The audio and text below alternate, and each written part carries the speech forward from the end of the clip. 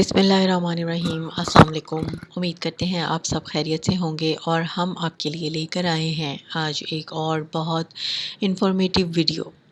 جیسے کہ آپ جانتے ہیں کہ رمضان اسپیشل ہماری ویڈیوز چل رہی ہیں۔ رمضان المبارک کا خوبصورت مہینہ ہمیں ملا ہوا ہے اور ہم اس میں خشوع و خضوع کے ساتھ اپنی عبادات مکمل کر رہے ہیں اور ساتھ ہی ساتھ ہم رمضان کے روزے بھی رکھ رہے ہیں۔ لیکن بہت ساری چیزیں، بہت سارے مسائل ہماری زندگی میں ایسے بن جاتے ہیں، ایسے آ جاتے ہیں کہ ہم لوگوں کو جو ہے وہ روزہ ہمارا ٹوٹ جاتا ہے یا ہمیں توڑنا پڑ جاتا ہے یا ہمارا روزہ فاسد ہو جاتا ہے۔ کچھ ایسی چیزیں ہیں، تو وہ چیزیں ایسی ہیں جو بہت غیر معمولی ہوتی ہیں، جو ہمارے ساتھ پیش آ جاتی ہیں بعض اوقات، جن کی وجہ سے جو ہمیں پتہ نہیں ہوتا کہ ہمارا روزہ فاسد ہو گیا ہے یا نہیں۔ کچھ مفسدات آپ ان کو کہہ لیں ایسے ہیں کہ جن کی وجہ سے ہمیں اندازہ نہیں ہوتا کہ ہمارا روزہ برقرار ہے یا نہیں۔ بعض اوقات ہم اپنا روزہ، کچھ چیزیں ایسی ہوتی ہیں جن سے روزہ فاسد نہیں ہوتا، لیکن ہم اس چیز کو جو ہے ایزیوم کر لیتے ہیں کہ ہمارا روزہ ٹوٹ چکا ہے۔ اور کچھ چیزیں ایسی ہوتی ہیں جن کی وجہ سے ہمارا روزہ فاسد ہو جاتا ہے، ٹوٹ جاتا ہے، لیکن ہم اپنے روزے کو نبھاتے چلے جاتے ہیں کہ ہمارا روزہ برقرار رہے۔ تو کچھ ہم آپ کو آج کی اپنی ویڈیو میں مفسدات بتائیں گے جن کی وجہ سے روزہ ٹوٹ جاتا ہے، روزہ باقی نہیں رہتا۔ اس میں ہم سب سے پہلے دیکھتے ہیں کہ غلطی سے، یعنی خطاً کوئی چیز کھا لی یا زبردستی کھلا دی گئی، جن میں ہے کہ روزہ یاد تھا مگر کلی کرتے ہوئے یا ناک میں پانی چڑھاتے ہوئے بے اختیار حلق میں چلا گیا، تو روزہ ٹوٹ جاتا ہے۔ پھر ہم دیکھتے ہیں کہ نیند میں سوتے ہوئے کسی نے منہ میں پانی ڈال دیا اور پی لیا، یعنی ہم نے خود اس کو آگے نگل لیا، تو بھی روزہ ٹوٹ جاتا ہے۔ پھر ہم دیکھتے ہیں کھانے پینے یا جماع پر مجبور کیا گیا، یعنی روزہ نہ توڑنے کی صورت میں جان سے مار دینے یا کسی عضو کے تلف کر دینے یا کسی بڑے صدمے سے دوچار کرنے کی دھمکی دی گئی ہو، تو اس نے یہ کام کر لیے تو روزہ ختم ہو گیا۔ پھر ہے بھول کر کھا پی لیا یا جمع کر لیا یا احتلام ہو گیا یا نظر شہوت سے دیکھ کر انزال ہو گیا یا تھوڑی سی قے ہوئی تو روزہ نہیں ٹوٹا۔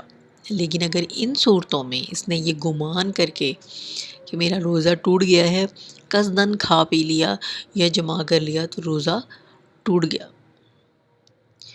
مدرجہ والا تمام صورتوں میں صرف ایک روزہ قضا رکھنا فرض ہے، کفارہ لازم نہیں ہے۔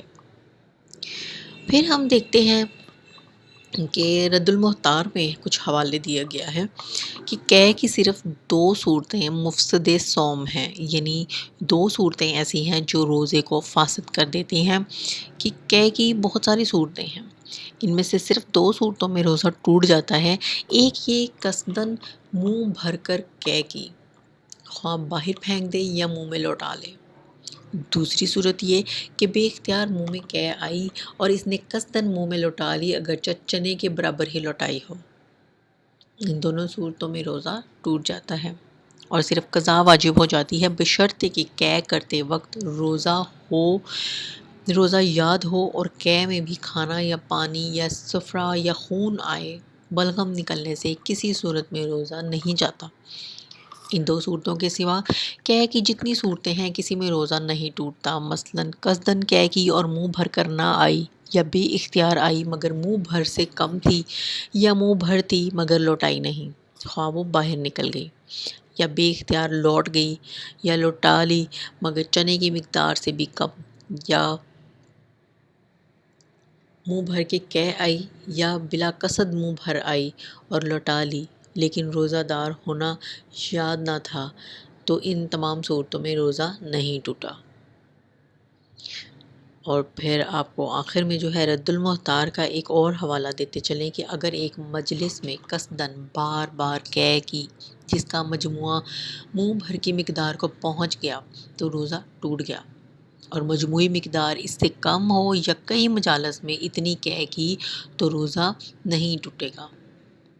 تو ہم امید کرتے ہیں کہ روزے کی جو مفسدات ہیں، جو چیزیں روزے کو فاسد کرتی ہیں، جو عوامل روزے کو فاسد کرتے ہیں، آپ نے ان سب کو جان لیا، اور ہم انشاءاللہ آپ کو کچھ اور معلومات کے ساتھ، کچھ اور ایسے مسائل کے ساتھ ایک اگلی ویڈیو میں آپ کو ملیں گے۔ اس وقت تک ہم آپ کو یہ ضرور کہیں گے کہ یہ جو چیزیں ہیں، جو انفارمیشن ہے، جو امپورٹنٹ چیزیں ہم آپ کو بتاتے ہیں، آپ ان کو دوسروں کے ساتھ ضرور شیئر کیا کریں، تاکہ ان کو بھی پتہ چل سکے کہ کون سی چیزیں ہمارے روزے کو برقرار رکھتی ہیں اور کون سی چیزیں ہمارے روزے کو فاسد کر دیتی ہیں۔ انشاءاللہ دوبارہ حاضر ہوں گے ایک نئی انفارمیٹیو ویڈیو کے ساتھ۔ تب تک کے لیے ہمیں اجازت دیجیے۔ اللہ حافظ۔